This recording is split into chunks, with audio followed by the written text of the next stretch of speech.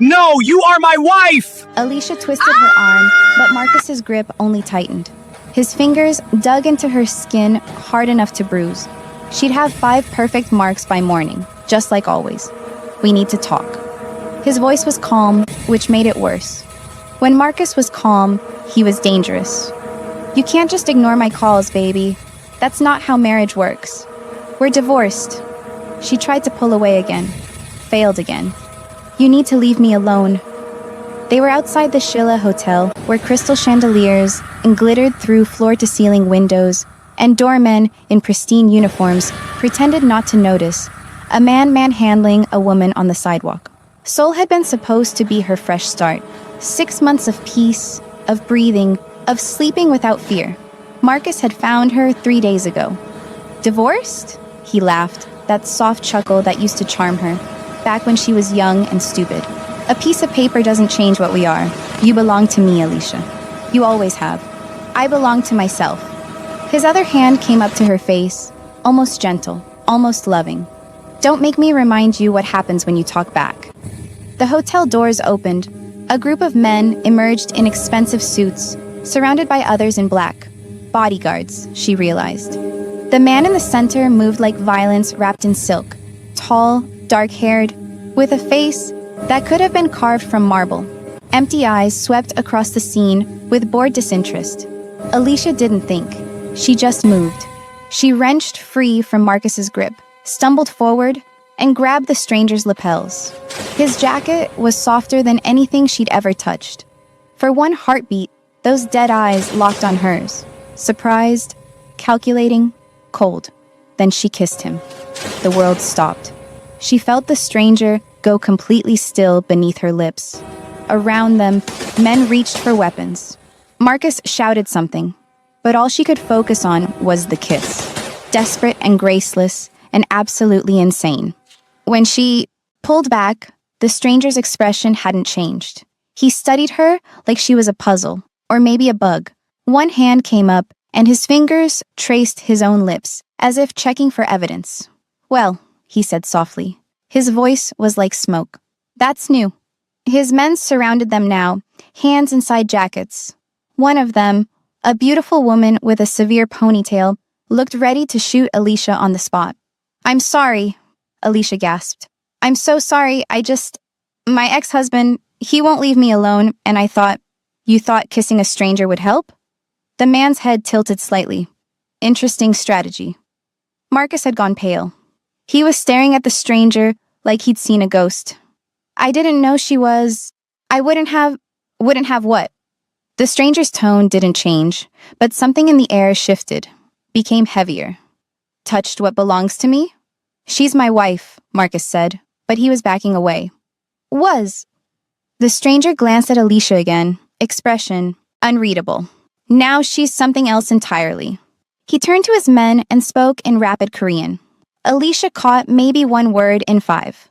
Her language skills were still limited to ordering food and asking for directions. But the tone was clear enough. Orders being given, decisions being made about her fate. The beautiful woman with the ponytail stepped forward and gripped Alicia's arm. Not violently, but firmly. Come with me. Wait. Alicia looked back at Marcus, who stood frozen on the sidewalk. I didn't mean to... This was a mistake. Yes, the stranger agreed. It was.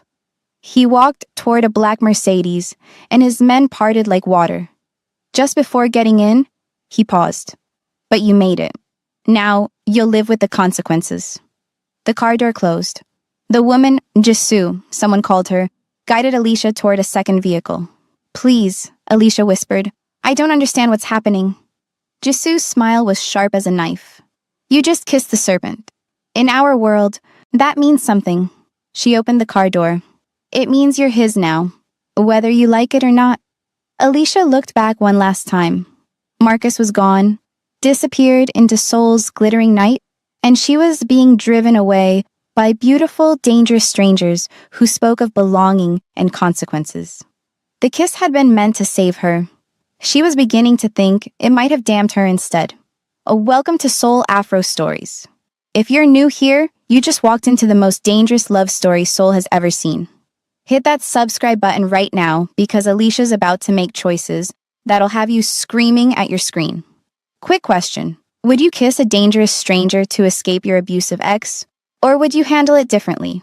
Be honest. And tell me, what time did you start watching this?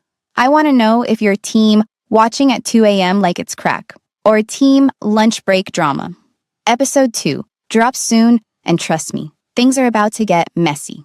Don't miss it.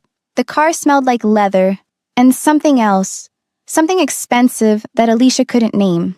Jisoo sat beside her, silent and still, while a driver navigated Seoul's nighttime traffic with practiced ease. Where are we going? Alicia's voice came out smaller than she intended. Gangnam. Jisoo didn't look at her. The boss's estate. The boss? You mean the man Kang Minho, though most people call him the serpent. Jisoo's lips curved slightly. You really didn't know who he was? I just got here 6 months ago. I work at a convenience store and a coffee shop. I don't exactly run in... Alicia gestured vaguely at the luxury surrounding them. Whatever circles this is. That kiss. Jisoo finally turned to face her.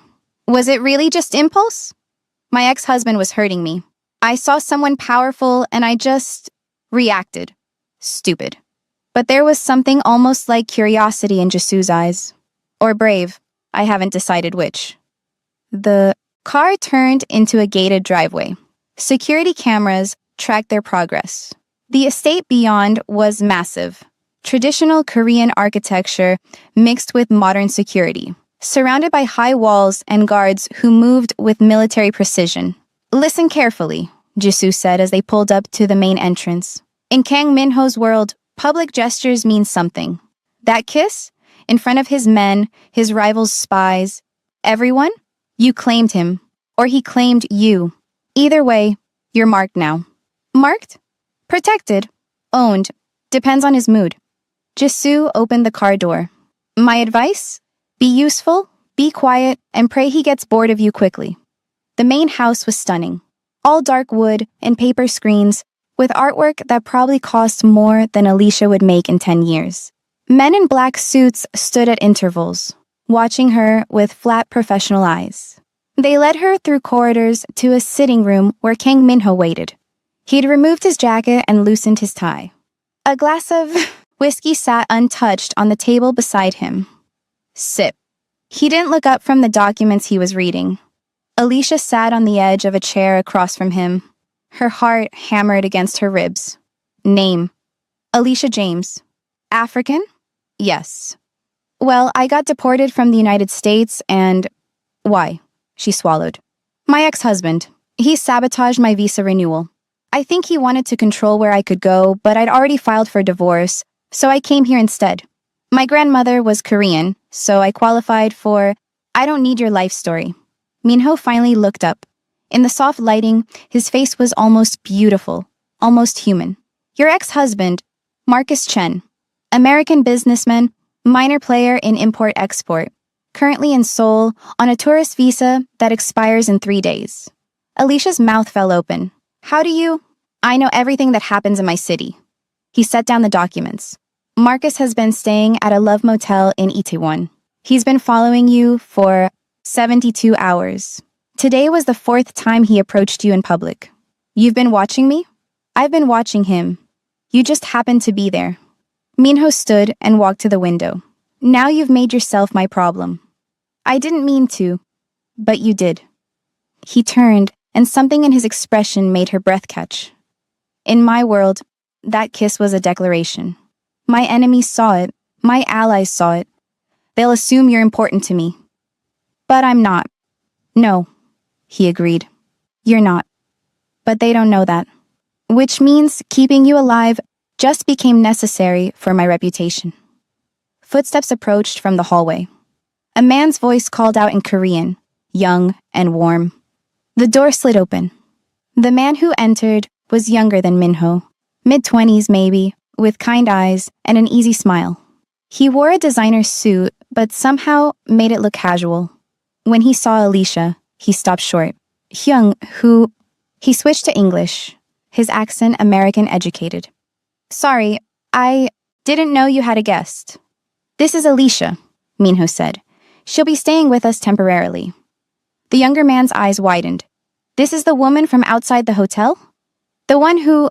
He caught himself, glanced at Minho, then back to Alicia. His smile returned, gentler now. I'm Kang Jiho, Minho's younger brother. He crossed the room and offered his hand. Alicia shook it, grateful for the simple human courtesy. You're African? Jiho asked. Yes, but my grandmother was originally from California. Stanford, class of 2019, Jiho said proudly. Business school. You? I didn't finish college, got married instead. The words tasted bitter. Jiho's expression softened with understanding. The man from tonight? My ex-husband. Well, you're safe here. Jiho shot his brother a look. Right, Hyung? Minho's jaw tightened almost imperceptibly. She stays until I decide what to do with her. Do with me? Alicia stood up. I'm not a thing you get to decide about. I appreciate the help tonight, but I should just go home. You don't have a home, Minho said. You have a one-room apartment in Hongdae with a broken lock. Your landlord is 2 months behind on building maintenance. You walk 40 minutes to work because you can't afford the subway most days. The casual invasion of her privacy should have terrified her. Instead, it made her angry. So what? I'm poor, therefore I'm yours? Something flickered in Minho's eyes. Amusement, maybe, or respect. You're vulnerable. Your ex-husband is dangerous. And you involved me. Those 3 facts mean you stay here until the situation is resolved. How very generous, Alicia snapped. Jiho laughed. Actually laughed. I like her, Hyung. Minho's expression didn't change, but he looked at his brother for a long moment. Show her to the guest wing. Make sure she has everything she needs. Of course. Jiho gestured for Alicia to follow. Come on, the rooms are really nice and the cook makes amazing breakfast. As they left, Alicia glanced back. Minho had returned to his documents, dismissing her as easily as he dismissed everything else. But she caught him touching his lips again, just once, like he could still feel the kiss. Jiho led her through corridors that smelled like jasmine and expensive wood polish. He kept up a steady stream of conversation, pointing out rooms and explaining the house rules with the ease of someone giving a campus tour. So basically, don't go into the East Wing. That's Hyung's private quarters. The gym is on the 2nd floor. You're welcome to use it anytime. Kitchen is always open, though cook gets territorial if you try to actually cook anything yourself. He grinned. Trust me, I've tried. This is insane, Alicia muttered. I should be at work right now. My shift starts in an hour. Already taken care of. Someone called both your jobs, said you had a family emergency. She stopped walking. You can't just... We can, actually. Jiho's smile faded slightly. Look, I know this is overwhelming, but my brother's right about one thing. Your ex-husband is dangerous. The kiss made you visible. And visible means vulnerable. I was already vulnerable. I've been vulnerable for 6 months. But now you're our responsibility. He resumed walking. Here we are. The guest room was larger than her entire apartment. Floor-to-ceiling windows overlooked a garden lit by paper lanterns. The bed was massive, covered in silk that probably cost more than her monthly rent. Bathrooms through there, closets there. If you need anything, there's a phone by the bed. Just press 0 for the kitchen, 1 for security, 2 for me.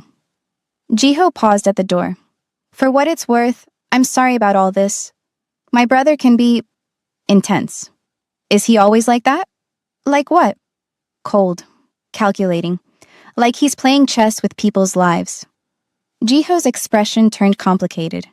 He hasn't always been this way. Our parents died when I was 15. Minho was 18, still in college. He had to build this empire from scratch to protect us, protect their legacy. He looked away. You have to turn something off inside yourself to survive that. He turned off everything. That's sad. It's survival. Jiho met her eyes. Just be careful around him, okay? He doesn't feel things the way normal people do. And what he can't feel, he doesn't understand. After Jiho left, Alicia explored the room. Someone had already brought her things from her apartment. Her clothes, hanging in the massive closet, looked pathetic and worn next to the empty space. She found toiletries in the bathroom expensive brands she'd only ever seen in magazine ads. She sat on the edge of the bed and tried to process everything. 12 hours ago, she'd been serving coffee to businessmen and counting her tips. Now, she was living in a mansion owned by a gangster she'd kissed on impulse. Her phone buzzed. 17 missed calls from Marcus. She blocked the number and threw the phone across the room. Sleep didn't come easily. Every sound made her jump. Footsteps in the hallway, doors opening and closing, and the rustle of wind through the garden. Around 3 a.m., she gave up and wandered into the hallway. The house was quiet but not empty. She could feel the presence of guards, cameras, eyes watching from the shadows. She found her way to the kitchen, guided by dim emergency lighting. Someone was already there. Minho sat at a marble counter, a laptop open in front of him, and another glass of whiskey in his hand. He looked up when she entered, unsurprised. "Can't sleep?" he asked. "I'm used to sirens and traffic. It's too quiet here." "Help yourself to anything." He gestured vaguely at the refrigerator. "Cook leaves leftovers." Alicia found milk and honey, made herself warm milk the way her grandmother used to. The silence stretched between them, not quite comfortable, but not hostile either. "Why did you really bring me here?" she asked finally. Minho closed his laptop. "I told you. The kiss made you visible. You could have just scared Marcus away. You didn't need to bring me home with you." "Home." He repeated the word like it was foreign. "Is that what you think this is? What else would you call it? A fortress, a prison, a monument to everything I've had to become." He stood, walked to the window. "But never a home." Alicia joined him. The garden below was beautiful even in darkness, meticulously maintained and completely sterile. "You were at that hotel for a business meeting," she said. "I saw rivals there, didn't I? You mentioned witnesses. The Jade Clan, they control the southern territories. We've been negotiating a truce for 6 months." His reflection in the glass was perfectly controlled. "Your little display in front of them complicated things." "How?" "They'll see it as weakness, sentiment, something they can exploit." He turned to face her. "So I need to decide quickly. Are you an asset or a liability?" "I'm a person. In my world, those are the same thing." She should have been afraid. Any sane person would be. But standing this close to him, seeing the exhaustion in his eyes, the careful way he held himself, she felt something else. Curiosity. Maybe even pity. "The kiss," she said. "Did it feel like anything to you?" Minho studied her for a long moment. "No. Nothing at all?" "Surprise, maybe. Confusion." He paused. "Why did you choose me? There were other men leaving that hotel. Safer men. You looked like you could kill someone without blinking." "I can." "I know. I needed that. Just for a moment, I needed to be connected to someone Marcus would fear." She laughed bitterly. "Stupid, right?" "Effective." Minho moved past her toward the door. "Get some sleep, Alicia. Tomorrow, Jiho will teach you how to survive here." "And what will you do?" He paused in the doorway. "Figure out what to do with you." After he left, Alicia finished her milk. Through the window, she watched his silhouette cross the garden toward the east wing. Even alone, he moved like a predator. Controlled, efficient, dangerous. She touched her own lips, remembering the kiss. He'd said he felt nothing. But she'd felt his surprise. The momentary loss of control before his walls slammed back into place. Maybe he didn't feel things the way normal people did, but he felt something. She just had to figure out what. Morning came with breakfast delivered to her room. More food than she could eat in a week, presented on dishes that probably cost more than her security deposit. Alicia picked at toast and fruit, watching the garden wake up through her window. Jiho appeared at 9, looking annoyingly well-rested in another perfect suit. "Ready for your first day?" he asked cheerfully. "My first day of what, exactly?" "Being protected. It's harder than it looks." He gestured for her to follow. "First rule, you don't. Leave the compound without security. Second rule, if you do leave, you tell me or my brother first. Third rule? How many rules are there? Honestly, I'm making them up as we go. Hyung doesn't usually keep people here." They descended the main staircase. "You're special. I'm inconvenient. That too. Jiho led her outside to the garden. In daylight, it was even more beautiful. Cherry trees, stone pathways, a koi pond that probably cost more than a car. But I think you're more than that. I've never seen my brother look surprised before last night. They spent the morning walking the grounds. Jiho pointed out security cameras, explained the guard rotations, showed her the panic buttons hidden throughout the estate. He made it feel normal, casual, like he was explaining a quirky office policy rather than how to survive in a crime lord's home. So what exactly does your brother do? Alicia asked as they sat by the koi pond. Officially, import-export, real estate, several legitimate businesses. I handle most of that side. Jiho tossed food to the fish. Unofficially, do you really want to know? I kissed him. I should probably understand who he is. He controls most of the underground operations in Seoul. Protection, information, occasionally moving things that can't be moved through legal channels. Jiho's voice was matter-of-fact. He doesn't deal drugs, doesn't traffic people. Those are his lines. But everything else? Fair game. And you're okay with that? I'm his brother. I don't have to be okay with it. I just have to love him. Jiho looked at her. He's not a good man, Alicia. But he's not pure evil either. He's just broken in ways that can't be fixed. They were interrupted by Jisoo, who appeared like a ghost at the edge of the garden. The boss wants to see her, she said coldly. Jiho stood. I'll come with just her. Alicia followed Jisoo through the house to Minho's study.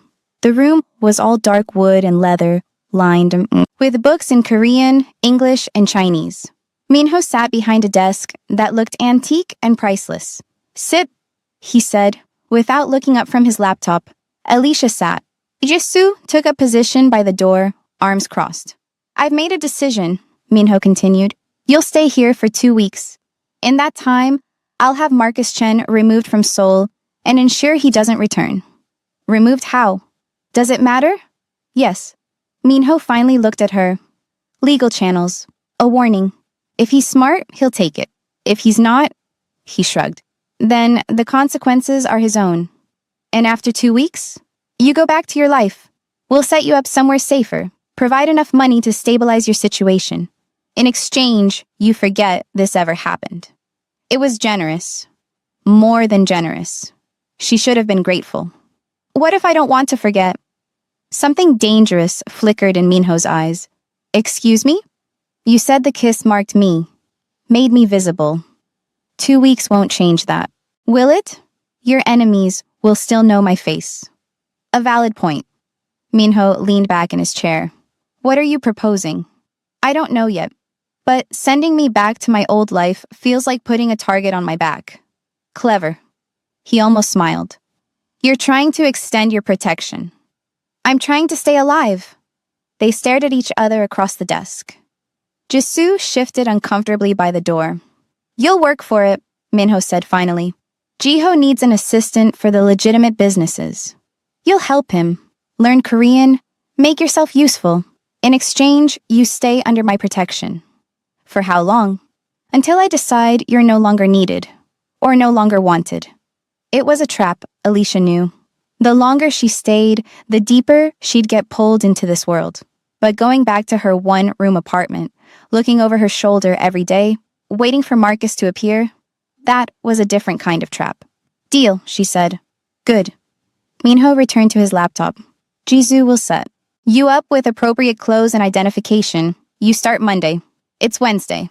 Then you have 5 days to learn basic Korean and office protocol. He dismissed her with a wave. Don't waste them. Outside the study, Jisoo grabbed Alicia's arm. Her grip was iron. A word of advice, she hissed. Whatever you think you're doing, stop. You're not special. You're not different. You're just another distraction. And distractions don't last long in this house. I'm not trying to be special. No? Jisoo's laugh was bitter. Then why are you still here? You could have said no. You could have taken his original offer and run. But you're staying. And that makes you either very stupid or very ambitious. Maybe I'm just trying to survive. Survival doesn't look like you looking at him the way you do. Jisoo leaned closer. I've been with Kang Minho for 5 years. I've saved his life, killed for him, built everything he has. And he's never looked at me twice. You think one desperate kiss changes that? Alicia pulled her arm free. I don't want anything from him. Liar. But Jesu's expression shifted to something almost like pity. He's going to destroy you, not because he wants to, because it's all he knows how to do. And when he's done, you'll be just another casualty. She walked away, leaving Alicia alone in the hallway. Through the study door, she could hear Minho on the phone, speaking rapid Korean. His voice never changed tone, never betrayed emotion. Like a machine processing data. Jesu was probably right. This was a terrible idea. But Alicia had spent 3 years making terrible decisions. What was one more? That night, she found Jiho in the library, surrounded by financial reports. I need to learn Korean, she said. Fast. He looked up surprised. Hyung told you about the job? He told me I need to be useful. Okay. Jiho closed his laptop. First lesson starts now. And Alicia, I'm glad you're staying. This house could use someone who still remembers how to be human. She spent the next 5 days buried in language apps, flashcards, and patient lessons from Jiho. He was a natural teacher, making jokes to help her remember words, acting out scenarios to practice phrases. By Sunday, she could hold basic conversations and read simple documents. She saw Minho only in passing, glimpses of him leaving for meetings, returning late at night, always surrounded by his men. He never acknowledged her directly, but she felt his awareness like weight on her skin. On Sunday evening, she found courage she didn't know she had and knocked on his study door. Come in, he called. She entered to find him reviewing what looked like building schematics. He barely glanced up. I start tomorrow, she said. I wanted to say thank you. For what? The job, the protection, not killing my ex-husband. Yep. Minho set down his pen. Is there a point to this conversation? I just wanted you to know I'll work hard. I won't be a liability. We'll see. He studied her for a moment. You look different. She'd let Jesu take her shopping. Had reluctantly accepted clothes that actually fit. Had her hair cut by someone who knew what they were doing. It was subtle, but transformative. I'm trying to fit in, she said. Don't. The word caught her off guard. What? Fit in. Everyone here is the same. Hard, cold, useful. You're different. He returned to his schematics. Stay that way. It's why you're still alive. It wasn't quite a compliment, but from Kang Minho, it might have been the closest thing to one. Alicia left before she could say something stupid. But as she walked back to her room, she couldn't help but smile. He'd noticed her hair. It was progress. Monday morning arrived with a knock on Alicia's door at 7 a.m. She opened it to find Jiho holding 2 cups of coffee. Ready for your first day? He handed her a cup. Don't worry, I'm a much better boss than my brother. That's a low bar. They had breakfast in the main dining room, a formal affair with staff serving food on china that probably belonged in a museum. Minho was already there, reading a newspaper while eating precisely cut fruit. Morning, Hyung? Jiho said cheerfully. Minho grunted without looking up. He's not a morning person, Jiho whispered to Alicia. Or an afternoon person. Or really any kind of person before 10 a.m. I can hear you, Minho said flatly. I know. I'm building rapport with my new assistant through humor. Try building it through competence instead. But there was the faintest suggestion of amusement in Minho's voice. Alicia was learning to read his micro-expressions, the tiny tells that betrayed emotion beneath the ice. After breakfast, Jiho took her to an office building in Gangnam, sleek glass and steel, nothing like the traditional estate. The business was called Kong Industries, and according to the directory, they did everything from property management to import consulting. This is the legitimate side, Jiho explained as they rode the elevator to the top floor. Completely legal, completely boring, and completely necessary for washing. I mean, managing our finances. You were going to say laundering. I was going to say managing. His grin was unrepentant. Your job is actually simple. Answer phones, organize my calendar, translate English documents, sit in on meetings, and look professional. Think you can handle that? I manage 2 jobs while being stalked by my ex-husband. I can handle scheduling. The office was beautiful. Modern furniture, floor-to-ceiling windows overlooking Seoul, artwork that managed to be expensive without being ostentatious. Jiho's assistant desk was positioned just outside his main office, with a computer already set up with her credentials. Password is Serpent 123, Jiho said. Yes, I know it's not secure. No, my brother doesn't know about it. Yes. It would annoy him if he found out. You're trying to annoy him? I'm trying to remind him he's human. There's a difference. The morning passed in a blur of phone calls, emails, and introductions to staff. Everyone was polite, professional, and clearly aware that Alicia was living at the estate. She could feel their curiosity, their calculations about who she was and what she meant to the Kang brothers. During lunch, Jiho took her to a nearby restaurant.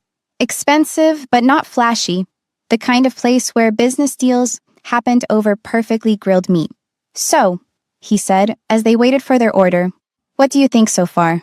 It's surreal. A week ago, I was making minimum wage. Now, I'm working in a penthouse office for a crime family. We prefer diversified business interests.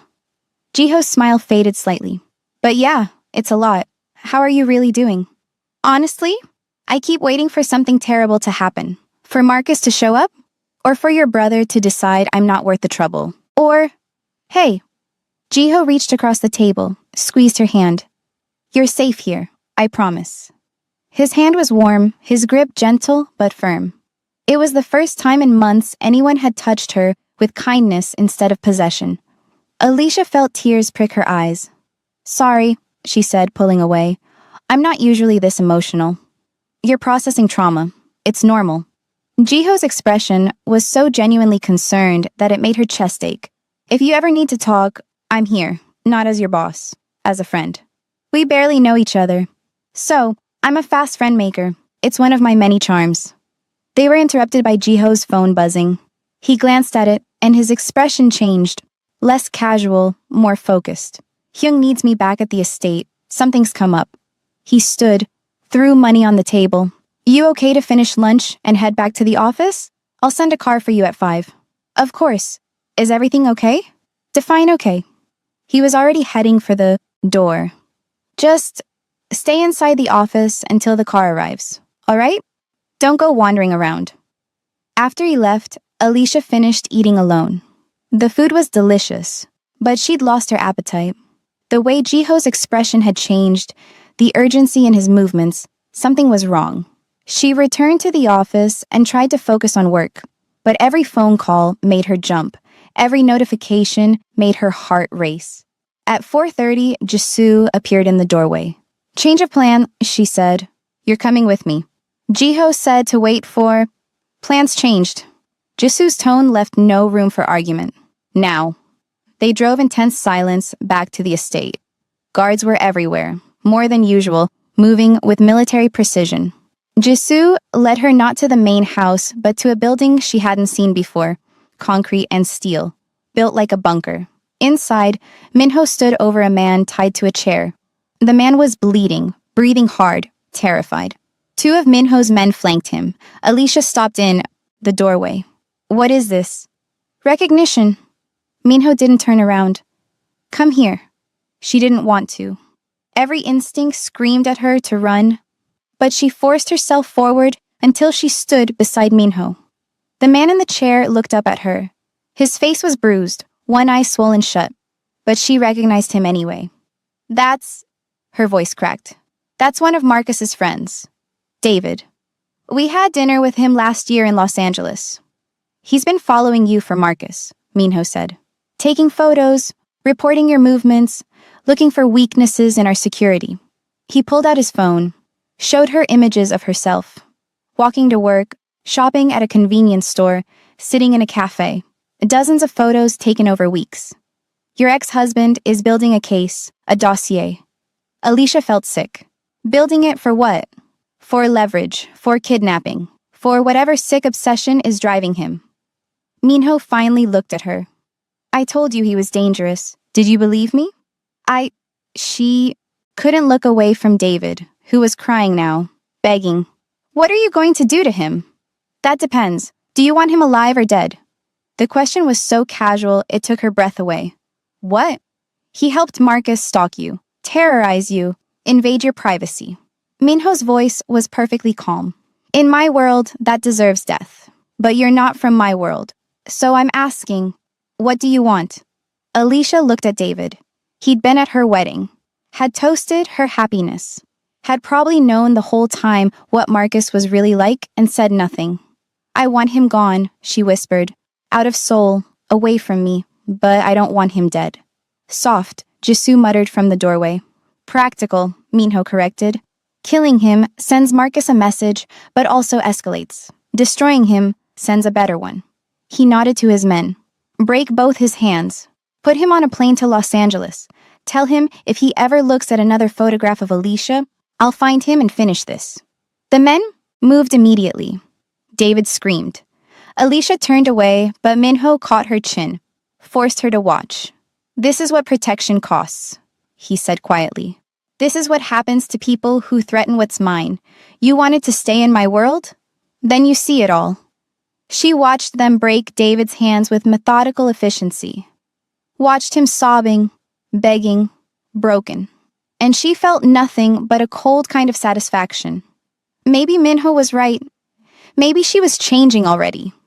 When it was over, Jisoo escorted David out.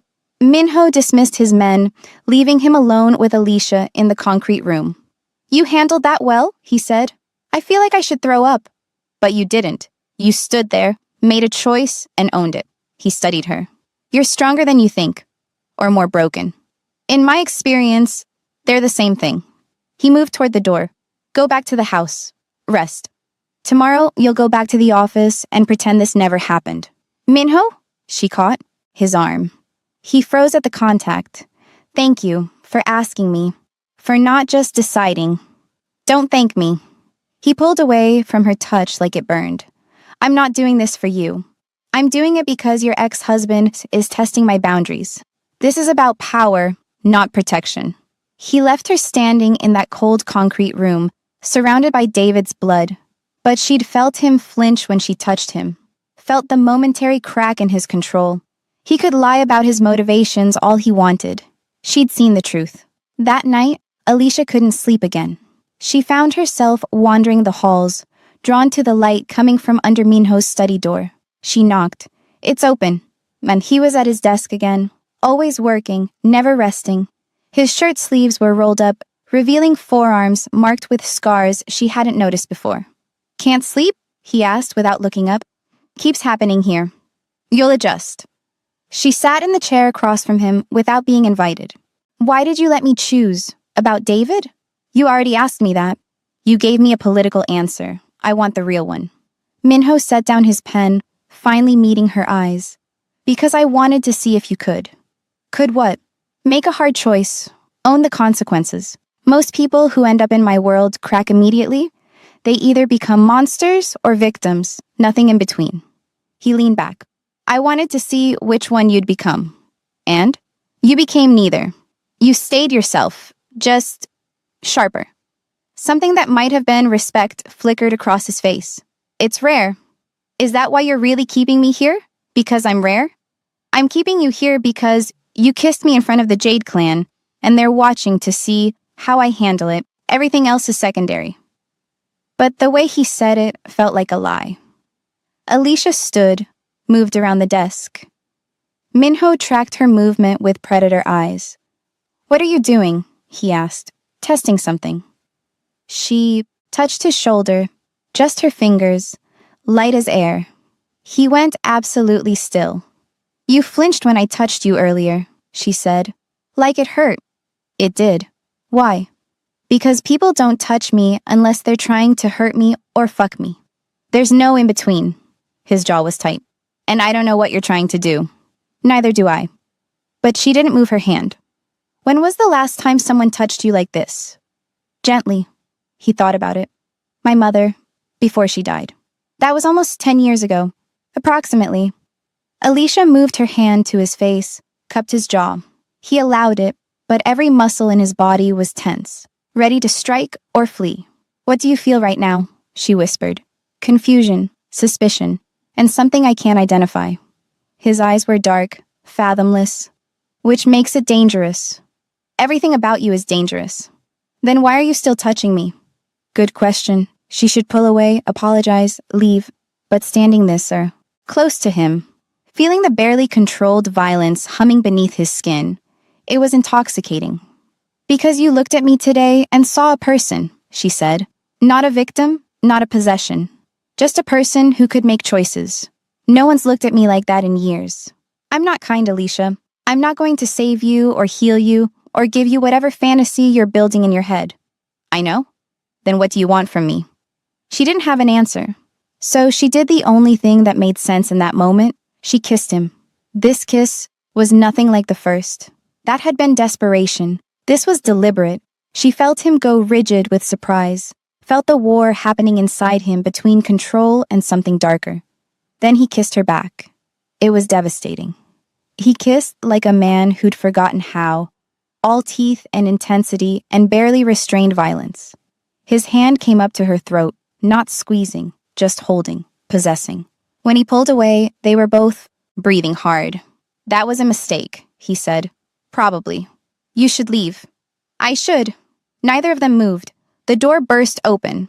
Jiho stood in the doorway, and his expression when he saw them, Alicia standing behind Minho's chair, both of them flushed, the air crackling with tension, was pure devastation. He swallowed hard. "Sorry, I didn't mean to interrupt. I just got back and wanted to tell you both that Marcus has left Seoul. David's on a plane to Los Angeles. It's handled." "Good," Minho said, his voice perfectly controlled again. "Anything else?" "No, nothing else."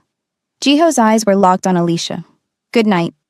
He left, before either of them could respond. Alicia stepped back from Minho. "I should go talk to him." "Why?" "Because he looked hurt." Jiho feels things strongly. He'll recover. But there was something in Minho's expression. Guilt, maybe. Or the closest thing he could manage to it. "Go. Before I do something else, I'll regret." She left, but the taste of him lingered on her lips. She'd meant to escape one obsession. Instead, she'd found another. And this one might actually kill her. Alicia found Jiho in the garden, sitting by the koi pond with a bottle of expensive whiskey. "Want company?" she asked quietly. "Not particularly, but you're going to give it to me anyway, aren't you?" She sat beside him. He didn't look at her, just stared at the fish swimming in circles, trapped in their beautiful prison. "I'm sorry," she said. "For what?" "You didn't do anything wrong." He took a drink straight from the bottle. "You're allowed to kiss whoever you want. Jiho, I saw the way you looked at him that first night. I knew then, but I told myself, maybe if I was patient, if I was kind, if I showed you what it could be like with someone who actually knows how to care." He laughed bitterly. "Stupid, right? Thinking I could compete with my brother. It's not a competition, isn't it? It's always been a competition. He's brilliant, ruthless, powerful. I'm just nice, useful. The acceptable face of a criminal empire." Jiho finally looked at her. "Do you even know what you're doing? Getting involved with him?" "No," she admitted. "I don't. He's going to hurt you. Not because he wants to, but because he doesn't know how not to. He spent 10 years building walls, and you think one kiss is going to bring them down? I don't think anything. I'm not trying to change him or save him or whatever you think I'm doing." Alicia wrapped her arms around herself. When I'm near him, I feel something. After years of feeling nothing but fear and shame, just feeling anything is addictive. That's not love, that's trauma bonding. I know." She did know. Intellectually, she understood exactly what was happening. She was attaching to the person, providing protection, confusing intensity for connection. But knowing and stopping were different things. "But I can't seem to stop it." Jiho stood, swaying slightly. "I'm going to tell you something my brother would never say. You deserve better than both of us. Better than him because he's broken. Better than me because I'm falling in love with you. And loving someone who loves someone else is its own kind of hell. He handed her the bottle. Find someone who sees you and chooses you without all this complicated bullshit. He walked away before she could respond and disappearing into the house. Alicia sat alone with the whiskey and the koi, wondering how she'd managed to hurt the one person who'd only ever been kind to her. Wait, don't you dare leave yet. You just witnessed Alicia break the heart of the only good man in this story to chase a man who doesn't even know how to feel. And let's not forget Jisoo. 5 years of loyalty, killing for him, saving his life, and Minho still doesn't see her. Now, here comes Alicia with one kiss, and suddenly he's feeling things? The jealousy is real, and it's about to get deadly. But here's what I need from you right now. Smash that like button if you think Alicia's making a huge mistake. Drop a comment telling me, are you Team Jiho, the man who actually loves her, Team Minho, the broken serpent, or Team Jisoo? Because honestly, she deserves better. Subscribe to Soul Afro Stories because part 2, Chile. We're about to see Minho finally admitting he feels something. Maybe Jiho's heart getting shattered into a million pieces, Jisoo's jealousy turning into something dangerous, the Jade clan coming for blood, and Alicia making the kind of choices that'll have your group chat on fire real talk. Have you ever chosen the toxic one because they made you feel alive even though you had a good person right there? Drop your story below. No judgment. We've all been Alicia. Part 2 drops very soon, and I promise you're not ready for what happens when Minho's walls start cracking. Jisoo's jealousy explodes, and Alicia realizes she might be in too deep. Don't forget to turn on notifications, because when I say this story gets darker, I mean betrayals, bloodshed, and broken hearts. And not everyone's making it out alive. See you in part 2.